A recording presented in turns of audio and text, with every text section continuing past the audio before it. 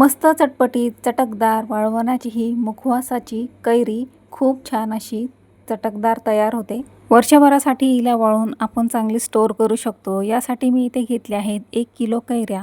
आपण वाळवणासाठी ही कैरी बनवतोय, यासाठी कैरी सुरुवातीला चांगली स्वच्छ धुवून पुसून घेणं खूप गरजेचं आहे। यामुळे मी सगळ्यात आधी पाणी टाकून कैऱ्या चांगल्या स्वच्छ धुवून घेतल्या।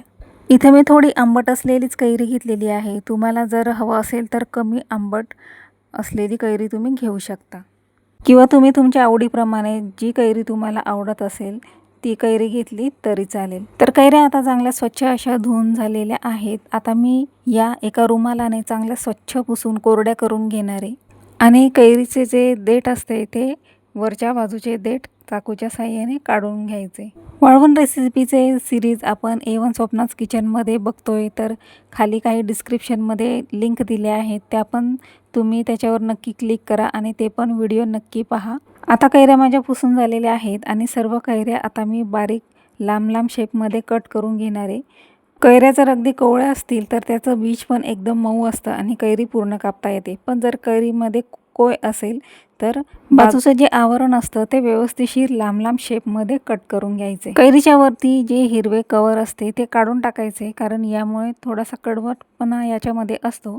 त्याच्यामुळे हे मी चाकूच्या साहाय्याने किंवा पिलरच्या साहाय्याने काढून घ्यायचे। चवीला चटकदार असणारी ही कैरी फक्त खायला चविष्ट नाही तर पचनाला पण खूप पाचक असते। जेवणानंतर तुम्ही याचे सेवन करू शकता। नमस्कार, मी स्वप्ना, आपल्या मराठमोळी A1 स्वप्नाज किचनमध्ये तुम्हा सर्वांचे खूप खूप मनापासून स्वागत। चटकदार मुखवास कैरीसाठी मसाले कोणते घ्यायचे आहेत ते आपण पुढे पाहणार आहोत, यासाठी व्हिडिओ शेवटपर्यंत नक्की पहा। कैरीचे वरचे साल आता सर्व कैऱ्यांचे मी कापून घेतले आहेत आणि या अशा प्रकारे लांब लांब शेपमध्ये मी कट करून घेणार आहे। हवं तर तुम्ही जर तुम्हाला बारीक कैऱ्या आवडत असतील तर तुम्ही बारीकसुद्धा कट करू शकता, पण मी इथे लांब शेपमध्ये कट करून घेतले आहे।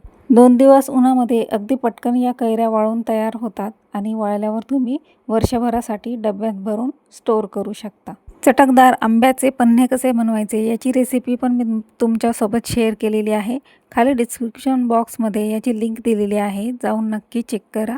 चला तर आता मस्त पटापट अशा कैऱ्या मी बारीक कट करून घेणार आहे आणि याच्यामध्ये मसाला कोणता घ्यायचा ते आता आपण पाहूया। मी इथे आंबट कैऱ्या घेतलेल्या आहेत, त्यामुळे चव बॅलन्स होण्यासाठी मी याच्यात पिठी साखर घालणार आहे। यासाठी थोडी साखर मी मिक्सरमध्ये बारीक करून घरीच पिठी साखर तयार करून घेतली आहे।